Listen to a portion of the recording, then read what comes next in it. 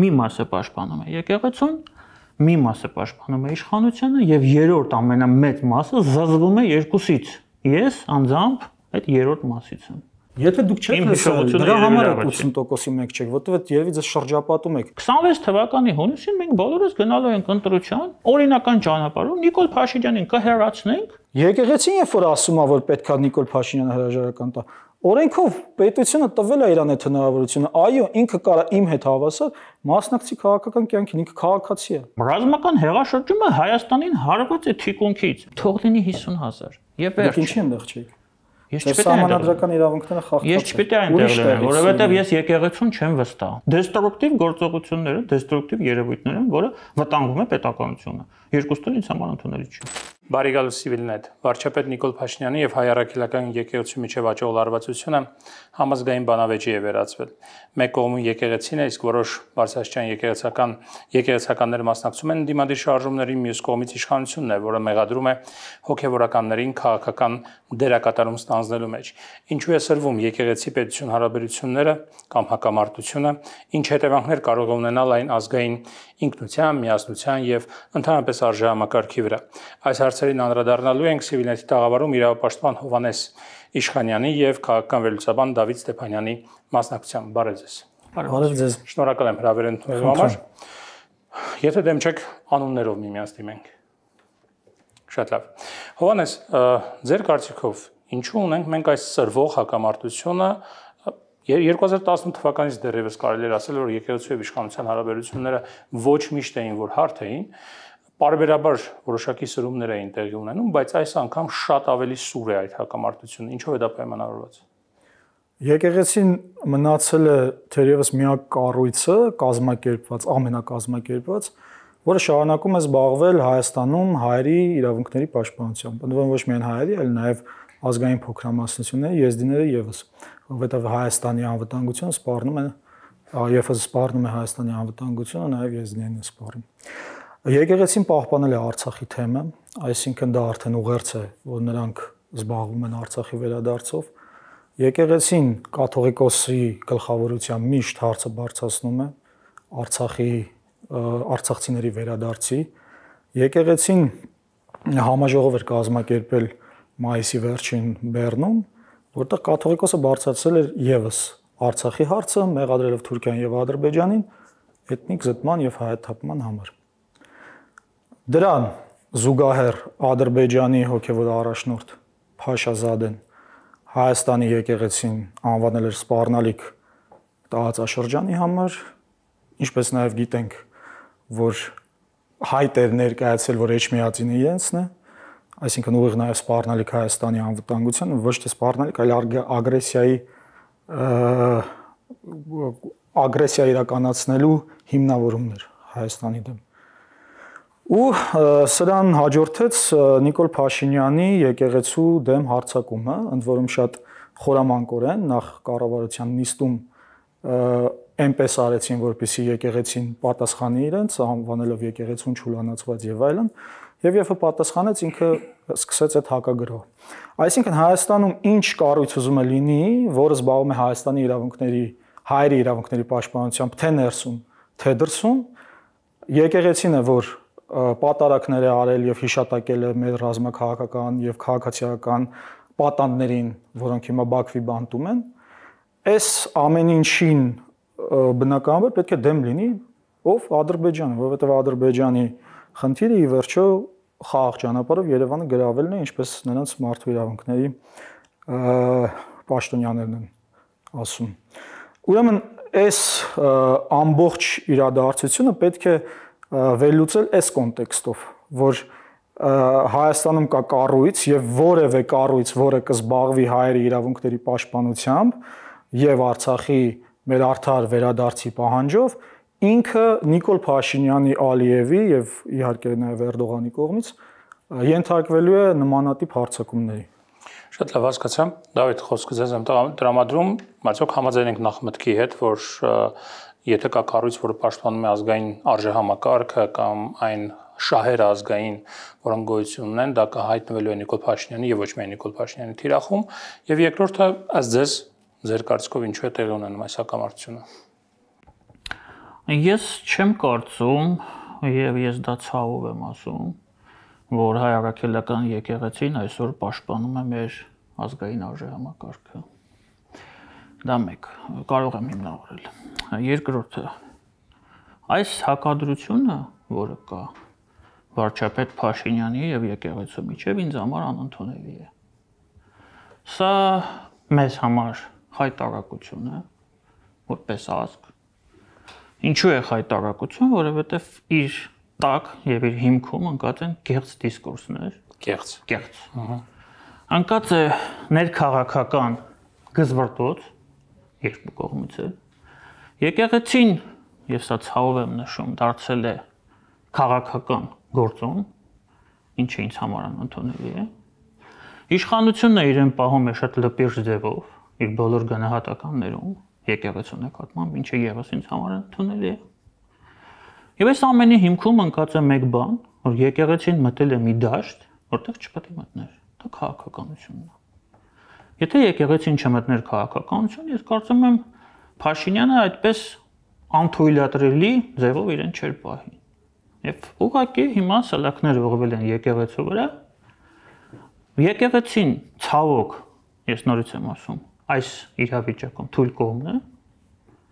եւ մեր հասարակությունը հերթական անգամ բաժանվել է այս ամենի հետևանքով 3 մասի։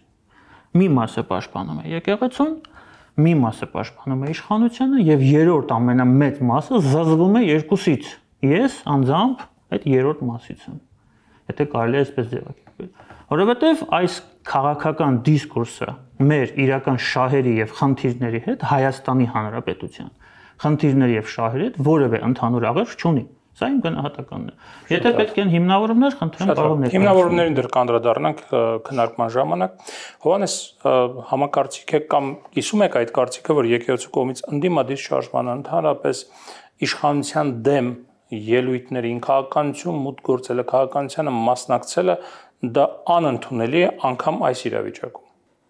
Նախ եւ առաջ խոսքում հնչեց սխալ տեղեկություն, որ մեծ մասը ազգաբնակչության զզվում է եկեղեցուց։ Կովկասից երկուսից։ Մի վարքան դա եւս սխալ տեղեկություն է։ Կովկասյան բարոմետրի վերջի հարցումներով եւ տվյալներով եկեղեցին ամենամեծ վստահություն ունեցող կառույցն է։ Մոտ 80%, 79% ուղիղ։ Ես երևի ինչ-որ սխալ մարդկանց հետ եմ շփվում։ Երևի մեր հասարակությունը։ Շատ հնարավոր է։ Կարող է տենց լինում է, որ ընդհանուր տենց ընկերական շրջապատում նույն կարծիքն են ասում, ու թվում է թե այդպես է։ 80% է եկեղեցու վարկանիշը։ Բանակին է ընկել է։ Մոտավորապես 20%-ով ընկել է, որովհետև բանակը նա կարողացել է գրավել։ Նա նկատի ունեմ Նիկոլ Փաշինյանին։ Եկեղեցու վարկանիշը, եթե բարձրանում է, նշանակում է եկեղեցին իր տեղում է։ Հիմա մյուս խնդիրը, որը կարող է Դավիթին թվալ իր ճաշակից ելնելով, որ եկեղեցին չպետք է մասնակցի քաղաքականությանը եւ այլն, Հայաստանի խղճի ազատության եւ կրոնական կազմակերպությունների օրենքի համաձայն պետությունը եկեղեցու սպասավորներին տալիս է համահավասար իրավունք եւ հնարավորություն, ինչպես մյուս քաղաքացիներին, զբաղվել հասարակական գործունեությամբ եւ քաղաքականությամբ։ Մյուս կողմից եկեղեցին կորցրել է 385 եկեղեցի Արցախում, 60 վանական համալիր, ավելի քան 2000 խաչքար։ Նրա թեմը էթնիկ զտման է ենթարկվել։ Ամենահին թեմերից մեկը։ Արցախցիներն են էթնիկ զտման ենթարկվել։ Նրա թեմից են։ Այո։ Արցախցիներ հայ առաքելական եկեղեցու ներկայացուցիչներն մեծամասնությունը։ Այս պարագայում քաղաքականությամբ, եթե սա է կոչվում քաղաքականությամբ զբաղվել, եթե դու չես զբաղվում, սա քաղաքացիական քո դիրքորոշումը չես արտահայտում, այդտեղ է խնդրեմը։ Պատկերացնում եք եկեղեցու հոտին էթնիկ զտման ենթարկեն ու շարունակի նույն իշխանությունը կառավարել եւ եկեղեցին չարձագանքի։ Սա խնդրեմ կլինի։ Ի վերջո, հայ առաքելական եկեղեցու սպասավորները Հայաստանի քաղաքացի են։ Ընդ որում կաթողիկոսը եթե ընտրվում է քաղաքացի չի, միանգամից է քաղաքացի դառնում։ Ինչ է նշանակում։ Այսինքն մեր սահմանադրական իրավունքները խախտվել են։ Հռչակագիրը տեսնում ենք ոնց է խախտել եւ ինչպես նաեւ անցած տարի Տավուշի դեպքերի ժամանակ Հայաստանի մեր սահմանադրական իրավունքները սահմանադրությամբ 205 հոդվածով որ տրված է որ եթե Հայաստանից տարածքի փոփոխությունը լինում ապա պետք է լինի հանրակրվե բռնեցին տվեցին հիմա ասենք տիկին Խանումը որը այդ Կիրանցի կամուրջի մոտ էր ապրում նրա 30-ամյա 20-ամյա տունը որ այդքան դրել արել էր Հայաստանի քաղաքացի էր հանձնեցին այդ մարդը Հայաստանի քաղաքացի է Այնտեղ կա Տավուշի թեմի առաջնորդը եւս Հայաստանի քաղաքացի է այսինքն ինչ չզբաղվի իր բանի պաշտպանությամբ ես ասում եմ աննորմալ կլիներ եթե եկեղեցու սպասավորները հանկարծ չզբաղվեին քաղաքականությամբ այս պայմաններում Հովանես այս պայմաններում չպետք է գործի սահմանադրության հայտնի հոդվածը որ եկեղեցին անջատված է պետությունից անջատված է Եթե անջատված է ինչ գործ ունի պետական գործերով Տեսեք տարբեր բան է քաղաքական գործունեությամբ դիրքորոշում արտահայտելը եւ պետական կառավարմամբ զբաղվելը կրկին հղում եմ անում խղճի ազատության եւ կրոնական կազմակերպությունների բանին օրենքին որտեղ այո հոդված 17-ով եկեղեցուն արգելվում է զբաղվել պետական կառավարմամբ ահա եկեղեցու թեմը որևէ մեկը ինչ որ ասենք ներքին գործերի նախարարությունն է ղեկավարում արտաքին գործերի նախարարություն սփյուռքի նախարարություն կամ ընտրությունները Հայաստանում եկեղեցական կար Բարձրաստիճան, որը Եկեղեցականը դառնամ դրան, այս միտքս ավարտեմ, ճիշտն ասած եկեղեցին իհարկե արտաքին գործերի նախարարության եւ սփյուռքի նախարարության դերը գործառույթը շատ ավելի արդյունավետ է կատարում եւ հենց դա է խնդրեմը դրա համար են եկեղեցու վրա հիմա գրոհել, բայց նա չի զբաղվում։ Հիմա ձեր ասածը ենթադրում եմ Բարգրադ Սրբազանի գործընթացը Բարգրադ Սրբազանը ինքը անջատվեց եկեղեցուց, դիմեց կաթողիկոսին, որպեսզի դադարեցնի իր վարչակառավարական աշխատանքները եկեղեցուն ու դիմեց բանի վարչապետի տեխնացություն դրեց։ Նա անջատվեց։ Այսինքն եկեղեցին օրենքները պահպանում է, իսկ վարչապետը չի պահպանում։ Այստեղ է որ մենք պետք է խնդիրը տեսնենք։ Նույն օրենքով խղճի ազատության եւ կրոնական կազմակերպությունների օրենքով պետությունը չի կարող են ասել մասնակցել, որովհետեւ պայմանները այնպես են կարող են ասել։ Մենք իրավական պետություն ենք, մենք կրոնապետություն չենք, որպեսզի քննենք եկեղեցին այնպես, ինչպես քննում ենք, օրինակ ես կարող եմ չլինել հայ առաքելական եկեղեցու հետևորդ, ինչ չհետաքրքրի կաթողիկոսը, բայց այն որ վարչապետը խախտում է օրենքները Հայաստանի եւ կրկին բան եմ հղում եմ անում խղճի ազատության եւ կրոնական կազմակերպությունների օրենքին կուսակրոն քահանա Մեսրոպ Մաշտոցի հորինած տառերով գրված է որ պետությունը իրավունք չունի մասնակցելու եկեղեցու ներքին կյանքին եւ դա խախտում է ամբողջ քաղաքացիական պայմանագիր կուսակցություն գործադիր մարմինը խախտում է դա է խնդրեմը Շատ լավ տեսեք Դավիթ Հովանեսի ասած հետեւյալն է ընդհանրապես ոչ միայն Հովանեսի այդ տեսակետի կողմնակիցների ասացի ենթատեքստ հետեւյալն է մենք ապրում ենք ոչ ստանդարտ իրավիճակում եւ պետք է արդյոք սահմանազատել այս իրավիճակում հոգեվոր եւ աշխարհիկ իշխանություն երբ երկիրը կանգնած է ճգնաժամի առաջ Ես որպես օրինապաշտ քաղաքացի կարծում եմ որ սահմանադրության հոդվածները այնուամենայնիվ պետք է իրականացնել եւ ես կուզեի նշել հետեւյալը նաեւ պարոն Իշխանյան պարոն Աչապահյանը Շիրակի թեմի առաջնորդը տալիս է հարցազրույց, որտեղ ուղիղ իշխանափոխության կոչ է անում ռազմական հեղաշրջման ճանապարհով։ Սա պարոն Աճապահյանը անում է իշխանություն ինչ որպես անհատ քաղաքացի Հայաստանի Հանրապետության, թե այնուամենայնիվ Շիրակի թեմի առաջնորդ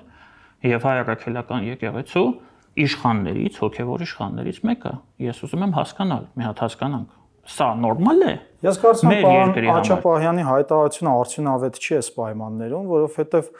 բանակը այն ներուժը չունի, որպեսզի մենք արդյունավետությունը ես ներողություն չենք քննարկում։ Սա նորմալ է թե աննորմալ է։ Ես ավարտեմ, ես կգամ դրան կհասնեմ։ Որովհետև միայն նորմալով եւ աննորմալով այս հարցը չի լուծվում։ Պարոն Աչապահյանի արած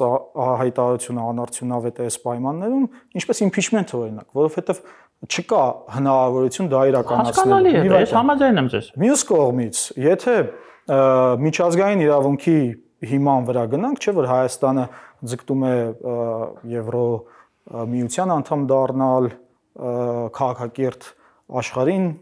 միանալ։ Ես այդքան էլ վստահ չեմ դրանում։ Դե ամեն դեպքում հանրաքվեներ են անցկացվում, իշխանությունը այդ հանրաքվեներին աջակցում է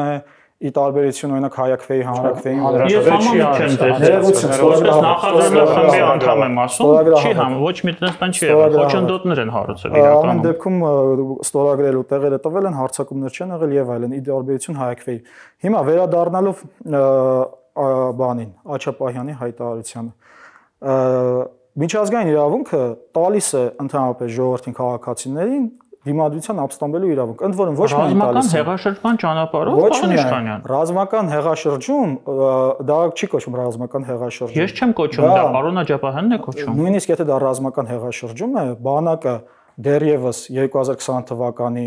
նոյեմբերի 9-ից առաջ եւ հետո պետք է իշխանությունը վերցներ իր ձեռը այո որովհետեւ ով է ասում դա Ես եմ ասում։ Ես ասում եմ, որ պետք է լինի այնպես, ինչպես ժողովուրդն է ասում, ժողովուրդը ընտրություններին իր ձայնը արտահայտում։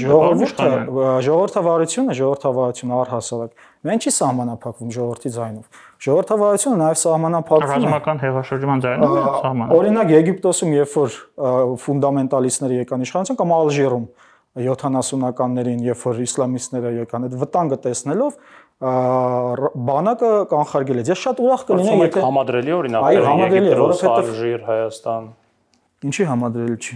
Դե օրինակ այն պատճառով, որ մենք ինչպես դուք ասում եք, Եվրոպա ենք գնում, իսկ իրենք ոչ, իրենք դա մերձավոր արևելքն է, Աֆրիկան է, ես չգիտեմ։ Երևի թե տարբերություն պետք է դնեն։ Ես խնդիր ունեմ կապված, երբ որ համեմատություն է արվում։ Ավելի ցածր են այդտեղի քաղաքացիները։ Չէ, ցածրի բարձի հարցը չէ, իրավիճակի տարբերություն կա, որտեղ իրավիճակը տարբեր է։ Չէ, կառավարման ձևի ժողովրդավարի բանակի խնդիրը իմ անվտանգությունը ապահովելն է։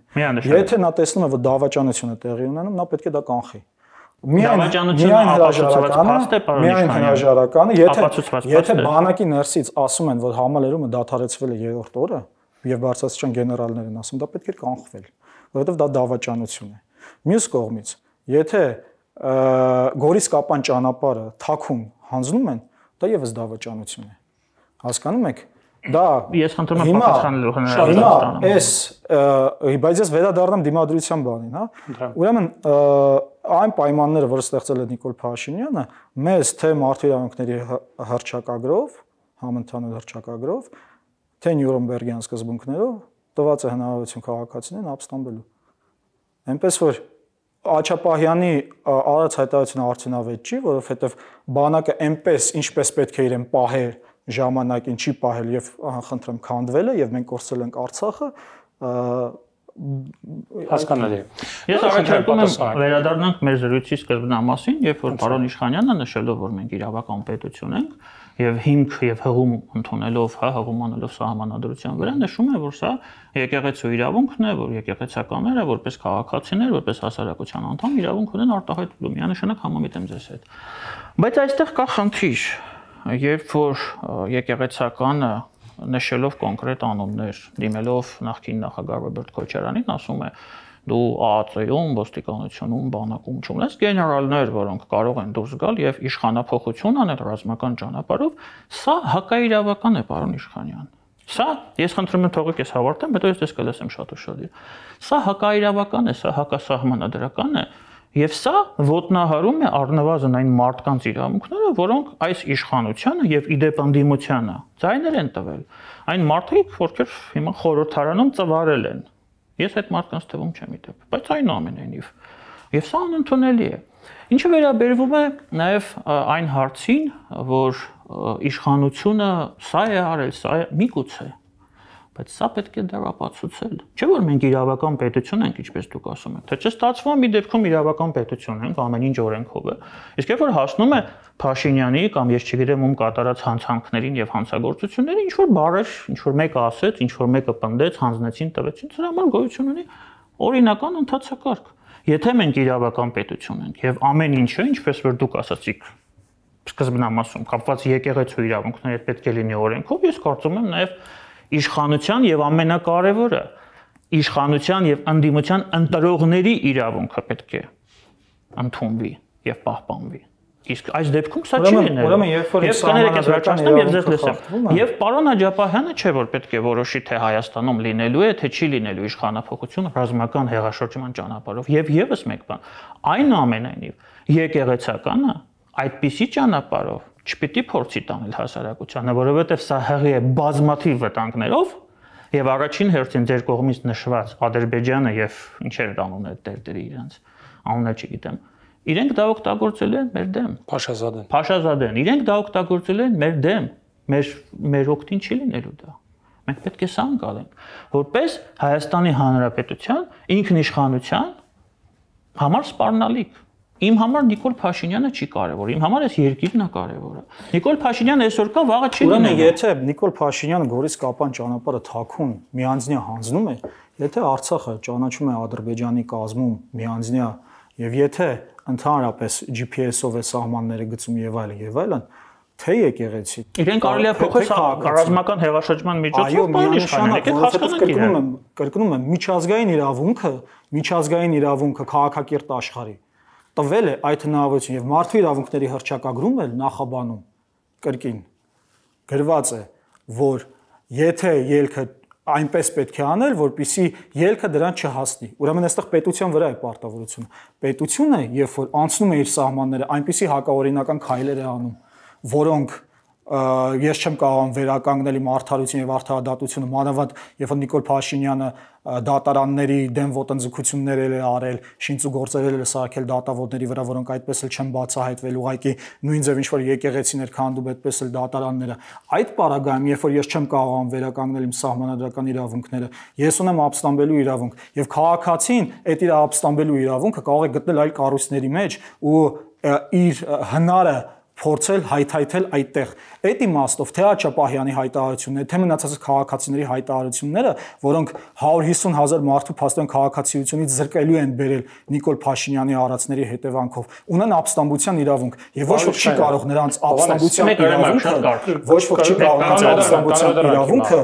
ոտնահարել, որը տրված է միջազգային իրավունքով, եւ ընդ որում այս իրավունքները տրվել են նախադեպային իրավիճակներ, օրինակ Նյուրնբերգյան սկզբունքները հիմնված են ֆաշիզմի հետևանքների վրա եւ այն ինչ տեղի ունենում Հայաստանի հետ նույնպես ֆաշիզմի հետևանքներ է Ալիևյան ֆաշիզմի Փաշազադեի ֆաշիզմի որին բգից բռնել է Նիկոլ Փաշինյանը մեկ կարճ հարց ապստամբելու իրավունքը իհարկե կա դա միջազգային իրավունքով էլ ընդունված դրա մասին նաեւ կան երկրներ որտեղ խորհրդարանի դեմը դրված է այդ հայտնի քարը որը ճեղքված է եւ այնտեղ գրվում է դրա մասին եթե իշխանությունը եւ այլ գործողություններ իրականացնում ժողովուրդն իրավունք ունի ապստամբելու բայց ժողովուրդն իրավունք ունի ապստամբելու այստեղ վերջակետ ժողովուրդն իրավունք ունի ապստամբելու ինքնուրույն, բայց ոչ թե ռազմական հեղաշրջման ճանապարհով։ Ժողովուրդը դա ձեր մեկնաբանությունն է, թե դա էլ է գրված միջազգային իրավունքում։ Միջազգային իրավունքում ռազմական հեղաշրջման հետ կապված չի սահմանափակում ժողովրդի ապստամբությունը ռազմականի հետ։ Ռազմական հեղաշրջումները հիմնվում են ժողովրդի ապստամբության իրավունքի վրա։ Այսինքն ժողովուրդը պատվիրակում է ռազմական ուժին, որպեսզի դա իրականացնի, ինչպես օրինակ Տավուշի դեպքում։ Սա իհարկե ռազմական մասը չի, բայց եկեղեցու մասն է։ Ժողովուրդը պատվիրակեց 3 հոգի էին, Բագրատ Սրբազանը, Գարնիկ Դանիելյանն էր հիմնական եւ Սուրեն Պետրոսյանը, որոնք այդտեղ ակտիվ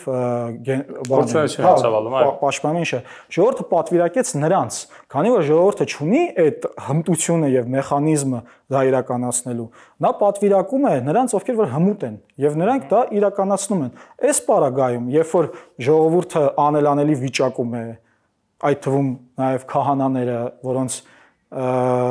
իրավունքները եւս խախտված են, որովհետեւ նրանք էլ են քաղաքացի, հա, իրենց հույսը եւ պատվիրակը գտնում են ռազմական ուժի մեջ, որովհետեւ նրանց միջոցով են դա տեսնում։ Եվ այս պարագայում դա արդարացի է, որովհետեւ եթե ես չեմ կարողանում վերականգնել իմ սահմանադրական իրավունքը, որ ծրագրային դրույթներով խաբել են, սրանք եկել են իշխանության, ասել են Արցախի ինքնորոշում ու ճանաչել են Ադրբեջանի կազմում առանց ինձ հարցնելու Գորիս-Կապան ճանապարհ են հանձնել եւ 30,000 երեխայի չեն ապստամբվել։ Սա արդեն քաղաքական հարց է, որովհետև ինչ որ դրվագներ եղել են ապստամբության։ Ես նկատում եմ համազգային, ամբողջական։ Օրինակ եղել է բանակի հրաժարական պահանջելը, Չէ, եղել են նոյեմբերի 9-ից հետո գրեթե բոլոր ինստիտուտները հրաժարական են պահանջել։ Հիմա սա քաղաքական հարց է, եթե ապստամբում է, մյուս կողմը պետքա ճնշի այդ ապստամբությունը։ Օրինակ, երբ որ բանակը կոչ արեց, ոչ թե կոչ արեց հրաժարականը պահանջեց զինված ուժերը, հիշում եք, դա 21 թվականի փետրվարն էր։ Թուրքիայում նախագահի մակարդակով խառնվեցին մեր ներքաղաքական գործերին։ Ասացին, որ մենք թույլ չենք տա ռազմական հեղաշրջում։ Թուրքիայում նման բան է հայտարարվել։ Այո, չեք հիշում։ Ես հիշում եմ, որ այդ ժամանակ Հայաստանի որոշակի որոշ գործիչներ ասացին, որ այնտեղ եղել է նման քննարկում, բայց որքան ես եմ հիշում, սկզբից եղավ արտգործնախարարի մակարդակով, որքան ես եմ հիշում, դրանք չհաստատվեցին։ Եվ Էրդողանի։ Դե կարող ենք բանից եթերից հետո բացել։ Այո, սիրով։ Ես որքան հիշում եմ չհաստատվեցին, բայց կարող է դուք ճիշտ եք, չգիտեմ։ Ինչպես դնել, բայց նաև տրամաբանական է, որ Թուրքիան պետքա դա չուզեր, որ այստեղ լիներ, որովհետև Նիկոլ Փաշինյանը այն հնարավորությունն էր, որը 3 տարի հետո պետք է Արցախը հանձներ։ Ես առաջարկում եմ հանգիստ թողնել Թուրքիային եւ վերադառնալ Հայաստան։ Հայաստանի պատմության մեջ ես կարող եմ խոսել, հետո ձեր հարցը կլսեմ։ Հայաստանի նորագույն պատմության մեջ մեկ դեպք է եղել, երբ որ ժողովուրդը իրոք ապստամբել է եւ բանակի միջոցով ինչ որ մարդկանց, ովքեր այդպես էլ ինքնությունը չհայտնավ, པարզ չդարձավ, այդ ապստամբությունը, այսպես ասեմ, կանգնեցվել է։ Դա եղել է մարտի 1-ը 2001 թվականին, երբ որ եկեղեցին ձեր կողմից հարգված, ցավոք չեմ կարող նույնը ասել, ցավով եմ դա ասում, Իմ կողմից չէ 80% քաղաքացի հանել։ Հիմա դրան կանդրադառնամ։ Թուրքիայի մասին եք խոսում։ Ես խնդրում եմ թույլ տալ ինձ ավարտել, ես դες լսել եմ ուշադրությամբ։ Բայց ձեր արդեն սխալ եք ասում։ Ինչն եմ սխալ ասում։ Ծպտուն չի հանել, Գարեգին, պարոն Գարեգին 2008 թվականի մարտի 1-ին մի բառ չի ասել։ Ոնց թե մի բառ չի ասել։ Ես չեմ լսել։ Եթե դուք չեք լսել, դրա համար եք 80%-ի մեկ չեք, որովհետև երևի ձեզ շրջապատում եք։ Նախ մարտի 1-ի դեպքերից առաջ կոչ է արվել սիրո, համերաշխության, ընկերության մարտի 1-ից այդ դեպքերը որ տեղի ունեցան նա հանձնարարել է իր սպասավորներին որ հիվանդանոցներով շրջան որովհետև բազմաթիվ դատապարտվել է դա ինչ է դատապարտվել մարդկանց դուք ասում եք քաղաքականությամբ չպիտի զբաղվի դա դատապարտվելը ո՞ն է դուք պատկերացնում եք ասենք եկեղեցին ինքը այդ պահին խնդիր ունի համերաշխության ստեղծելու բանի ժողովրդի պետք է գալ կանգնել ժողովրդի եւ այդ մարդասպանների միջեւ ինքը չի արվել հիմա մի վարքյան ես ուրեմն չեմ հիշում մի վարքյան դուք ասում եք եկեղեցին ծպտուն չի հանել եւ ձեր ծպտուն չի հանել սխալ ինֆորմացիա կրկնում եմ նորից եմ կրկնում չի կարելի հա բանոց վարկաբեկել նորից եմ կրկնում ոչ ինչ որ առանցիկ մենք խոսում ենք եկեղեցու իշխանների մասին հանձնարարել է բոլոր սպասավորներին գնալ հիվանդանոցներ որտեղ նաև կային քաղաքացի վիրավորներ եւ 160-ից ավելի ոստիկան նա հոգեհանգստի արարողություն է ոնց չեք հիշում չեք հիշում որովհետեւ 80%-ի մեկ չէ որովհետեւ հիմա ես ուրիշ բան եմ ասում դատապարտվել է մարդկանց սպանությունը իշխանության կողմից եկեղեցին ապստամբության իրավունքը ոտնահարվել է արյան մեջ է հեղեղվել եկեղեցին առհասարակ որպես համերաշխության ինստիտուտ գիտեք չէ ինքը տենց համերաշխության վերին ինստիտուտ է դրա համար էս իր բանը հայտարարությունները շատ կտրուկ չի ասենք դոմփել բառերը չի օգտագործում դրա մասին չեմ էլ ուզում խոսել որպես համերաշխություն ինքը կոչ է անում այն ինչ բխում է իր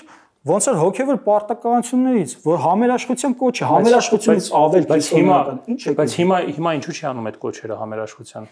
Դարելարանցին հարցը ոչ չի անում բայց քննադատում Ռուբեն Մելիքյանի ստատուսը չեք կարդացել եկեղեցուն քննադատում է նա որ բան է արել եկեղեցին համախմբման կոչ է արել իսկ Ռուբեն Մելիքյանը իրավապաշտպան նրան դուր չի եկել որովհետև ասում է բայց ես ում հետ պիտի համախմբեմ Փաշինյանը օրինակ եկեղեցին արել է հայտարարություն որ ընդդիմություն եւ իշխանություն չգիտեմ թեր եւ դեմ կողմեր նստեք խոսեք հասկացեք հա այս տարիների ընթացքում ինչքան արել նույնիսկ 3 նախագահներին է կանչել մոտ Չեք հիշում։ Ես կարծում եմ, բայց մարտի 1-ի թեմայով հետո անցած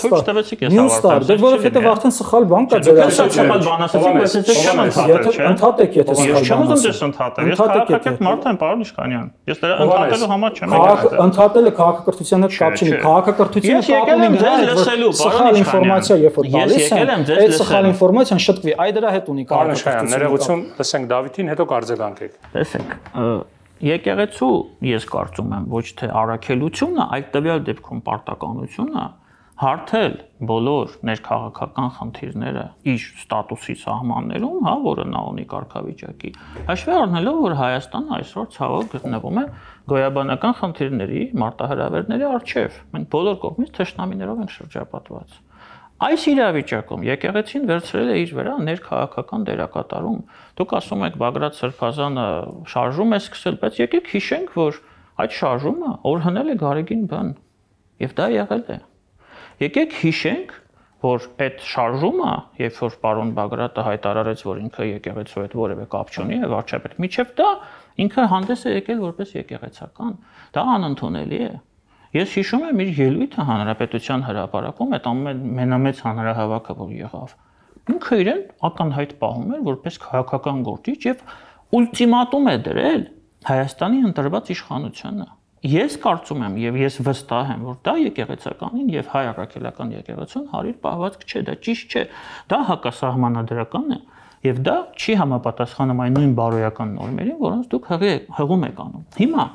եթե Նիկոլ Փաշինյանը հանցագործ է, Նիկոլ Փաշինյանը արել է սխալներ, ճանապարհ է հանձնել, չգիտեմ, Արցախ է հանձնել եւ այլն եւ այլն։ Ես չեմ վիճում ձեզ հետ։ Դրա համար կա ընտրություն։ 26 թվականի հունիսին մենք բոլորս գնալու ենք ընտրության, օրինական ճանապարհով Նիկոլ Փաշինյանին կհեռացնենք, կգան մարդիկ, ում դուք համակրում եք կամ չեք համակրում, ես չգիտեմ։ Բայց ոչ ռազմական հեղաշրջում, ռազմական հեղաշրջումը Հայաստանին հարված է թիկունքից։ Մենք մեր ձեռքով մեզ հարվածելու ենք։ Չի կարելի դա անել, ես դրա մասին եմ խոսում։ Իսկ Աստծո, Նիկոլ Փաշինյանը հավերժ չի,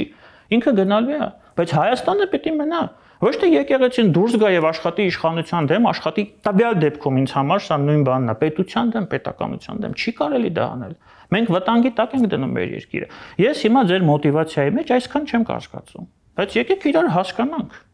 Եկեղեցին պիտի լինի կառուցողական, եկեղեցին պետք է ուժեղացնի պետությունը։ Ես էլի եմ հասկանում Փաշինյանը ընդունելի չի, բայց Փաշինյանը վաղը չի լինելու, իսկ երկիրը մնալու է։ Ես սա եմ ասում։ Հոնես, տեսեք, դուք իսկապես միանշանակ հարցից պատասխանական արձագանքեք, որ մի քիչ առաջ գնանք, էլի քննարկման մեջ։ Տեսեք, դուք ասում եք, որ եւ դա այդպես է, կա Կովկասյան բարոմետրի տվյալները, համաձայն որի 79%, ինչպես դուք ասացիք, եկեղեցին ունի աջակցություն, այսինքն Հայաստանի քաղաքացիները այն կրոնական ինստիտուտին, որին հարում են, ասել են, որ մոտավորապես 79% իրենք աջակցում են, իսկ մենք գիտենք, որ մեծամասնությունը բարձ է հայ առաքելական եկեղեցու սպասավորներ են եւ հավատացյալներ։ Այս պարագայում, երբ մենք երբ կա նման աջակցություն եկեղեցուն, հա, բայց մյուս կողմից կա նաեւ եկեղեցի իշխանություն սուր կոնֆլիկտ։ Ինչու մենք չենք տեսնում եկեղեցուն աջակցող մարդկանց բազմություններ հրապարակներում։ Ձեր հարցը պատասխանը կարճ է, որովհետև տարիների ընթացքում այս դիմադրության շարժումները փլվել են, մարդիկ ապաթիայի մեջ են, սա ձեր հարցի պատասխանը։ Հիմա վերադառնալով կրկին, վերադառնում ենք իրավական պետությանը, որտեղ նորից ասում եմ, եկեղեցի սպասավորը իրավունք ունի մասնակցելու հասարակական քաղաքական կյանքին։ Քննարկում եք, չէ, քննարկում եք։ Ես համամիտ եմ քննարկում եք, դուք քննարկում եք դա։ Մյուս կողմից, այստեղ ինչն է խնդիրը։ Ոչ թե եկեղեցին է այստեղ խնդիրը։ Այստեղ խնդիրը գործադիր ղեկավարի եւ օրենսդիր մարմնի падգամավորների հակաօրինական քայլերն են։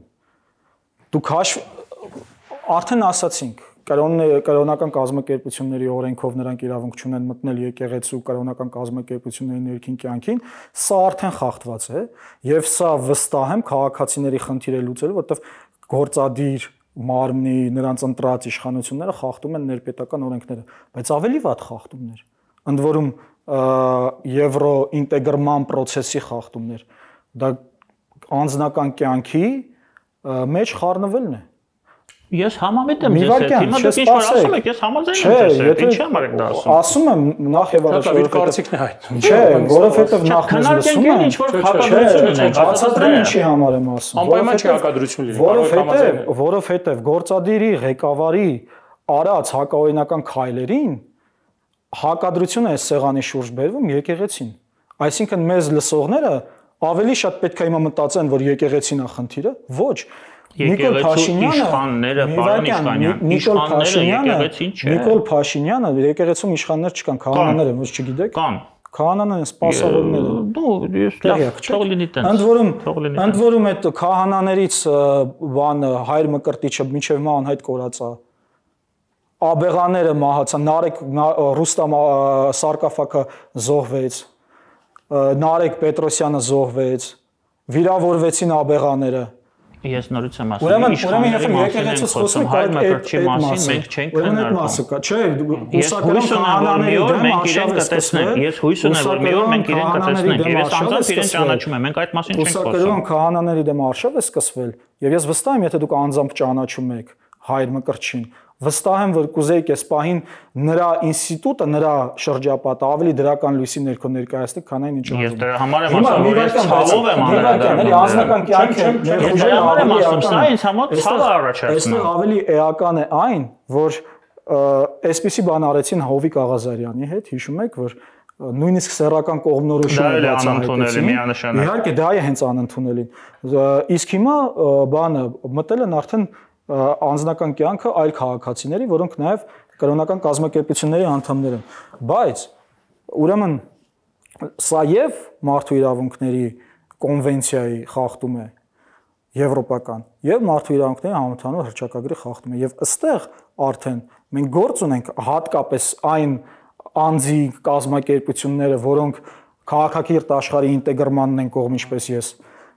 ըստեղ գործ ունեն, որովհետեւ սա է խախտվում։ Եկեղեցին երբ որ ասում է, որ պետքա Նիկոլ Փաշինյանը հրաժարական տա, օրենքով պետությունը տվել է իրան այդ հնարավորությունը, այո, ինքը կարա իմ հետ հավասար մասնակցի քաղաքական կյանքին, ինքը քաղաքացի է։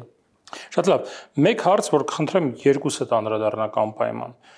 Որն է ավելի շատ վնասում ազգային միասնությանը, քաղաքականացվող եկեղեցին, թե եկեղեցուն հակադրվող իշխանությունը, Դավիթ։ Երկուսը հավասար։ Դա չի կարելի նույնիսկ ես չեմ մտածում այդ հարցի շուրջ։ Երկուսը հավասար։ Դեստրուկտիվ գործողությունները, դեստրուկտիվ երևույթներ են, որը վտանգում է պետականությունը։ Երկուսն ինձ համար ընդունելի չի։ Հովանես։ Սա պատճառը հետևանքը պետք է տեսնել։ Նորից գալիս ենք նպատակին։ Նիկոլ Փաշինյանը ամեն ինչ հայկական կառույց, որը իմ իրավունքների պաշտպանությամբ է զբաղվում, դա կլինի թե Արցախի սենց մի կերպ պահվող ինստիտուտները, նախագահի ինստիտուտը, որ ԱԱԾ-ն է ուղարկում ներկայացուցչության վրա, որ թիկնապահին են տանում, որ թույլ չեն տալիս Արցախի այդ պետական ինստիտուտները նորմալ աշխատեն եւ իհարկե եկեղեցին էլ այդ թվում, որը իմ իրավունքների, ձեր իրավունքների պաշտպանությամբ է այս պահին զբաղվում եւ նաեւ պատկերացրեք, մենք սա չքննարկեցինք, բայց սա էլ է, չէ՞, էական։ Եկեղեցին այն կառույցներից է, որը այդ Արցախի հայաթափումից հետո հսկայական աշխատանքներ է կատարել։ Իրանց պատճառով մոտ 3 անգամ կրկնապատկել է սոցիալական իր աշխատանքները։ Իրանց թեմակած տներում է մարդկանց տեղավորել։ 1000-ից ավելի ընտանիքների է բան անընդհատ սոցիալական։ Երբ որ Արցախը շրջափակված էր, եկեղեցին 360 տոննա օգնություն է ուղարկել։ 360 տոննան այդ հսկայական բան է։ Այն դեպքում, երբ որ ստեղից սրանք բան չէին, այն շոու-օֆ, հիշում եք, բեռնատարները տարան հասցրեցին ու շոու-օֆ հետ բերեցին։ Վարորդներ կարծեմ, Ռաշիդը։ Կարող սխալվում եմ, ես որ բանը գերև արեցին, կարող լավ մի խոսքով։ Այսինքն, այս ամբողջ այս հարվածը, որը հասցվում է եկեղեցուն, մի պահ պատկերացրեք, եթե ինչպես գլխավոր շտաբում կարողացան փոխել հրամանատարին, կարողանան հանկարծ այս իրաց ապօրինություններով, որտեղ իրավունք չունեն կրկին կրոնական կազմակերպությունների ներքին կյանքին խառնվել, փոխեն կաթողիկոսին։ Այս բոլոր ծրագրերը չի արվելու, որովհետև եկեղեցին այս պահին ամբողջությամբ լծված է Արցախի հիշողության, հայապահպանման գործընթացին, հայերի իրավունքներին։ Աշխարհով մեկ, միայն այստեղ չէ։ Եթե Փաշինյանի, Ալիևի, Փաշազադեի ցանկությամբ այնտեղ եղավ X ինչ որ կաթողիկոս, հիշում եք գլխավոր շտաբի ինչ ասաց 22 թվականի հարձակումից հետո։ Ասաց դե սոված կմնան կգնան։ Հիմա երբ որ գան ասեք Մատենադարանը քանդեն այստեղ, կասեն դե կտեսնեն, որ այդ ձեռագրերը չեն կարողանում կարդան, կթողնեն կգնան։ Շատ լավ, վերջին հարցը։ Ինչ հետևանքներ կարող ունենալ այս հակադրությունը եւ ինչի կարող է հանգեցնել, հաշվի առնելով, որ եկեղեցին կամ բարձրաստիճան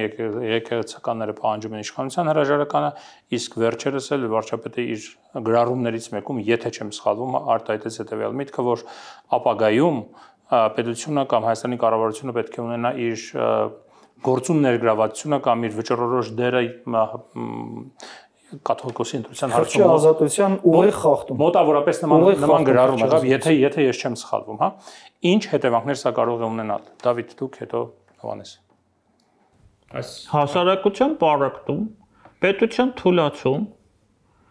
թշնամիների կողմից, բոլորի կողմից, դեպ ոչ միայն ադրբեջանցիների օգտագործում,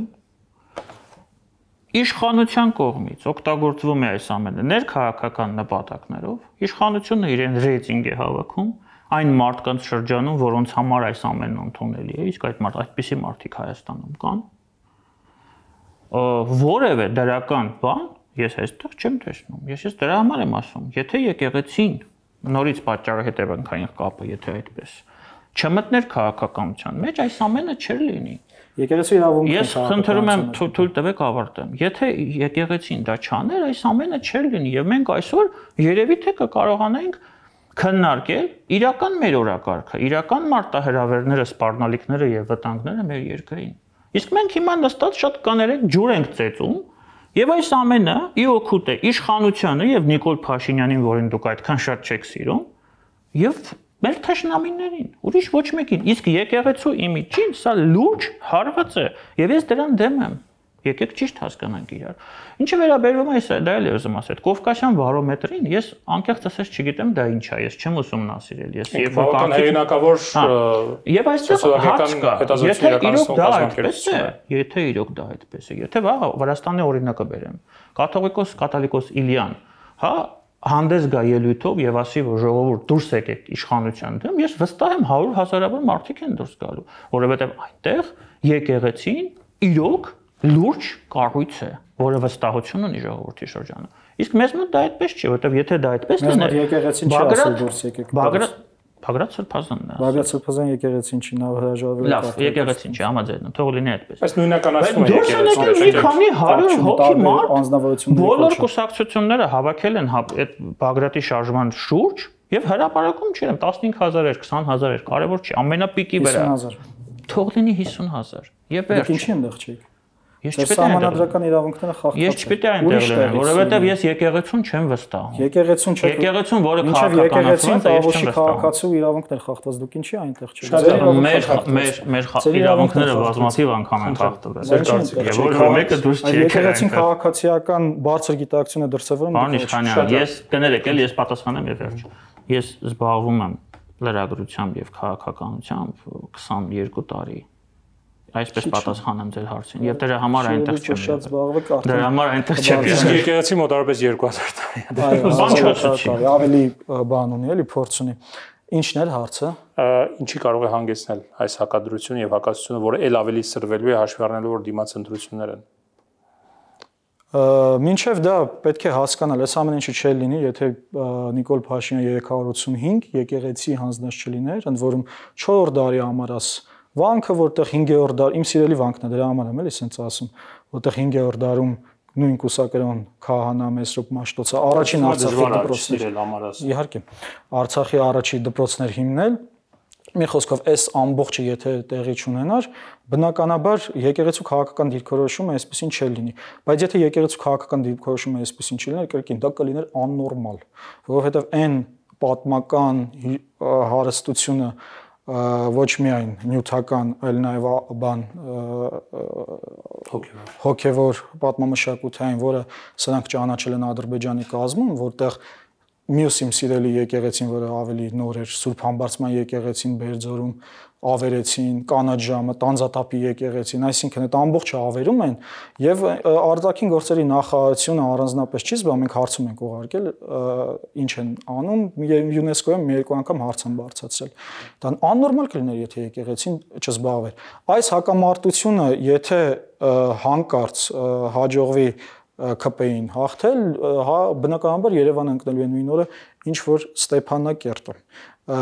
Ես վստահ եմ, ինչպես անցած անգամ, եթե հիշեք, եկեղեցու առաջի գրողը 18-ը չհաշված, իշխանական առաջի գրողը եղավ, երբ որ հանրային հեռուստատեսությունից կաթողիկոսի ուղերձը հանեցին։ Եվ նույն պատճառով, որովհետև կաթողիկոսի ուղերձում ուղերձ կար Արցախի ժողովրդին նեցուկ լինելու եւ վերադարձը երբեք մտքից չհանելու։ Ուղերձը հանեցին, թե ուղերձի ժամերի հետ կապված փոփոխություն եղավ։ Դե դա արդեն բան են, հանրային խոսակցության ձևականություններ են։ Մենք հիմա տեսնում ենք, որ ուղերձը հանեցին։ Այնուամենայնիվ եկեղեցու պաշտոնական հայտարարությունը եւս այդպեսին էր եւ այս ամբողջ այս կոնտեքստում Արցախի հետ կապված մենք կարող ենք այդ ենթադրությունը արդարացնել։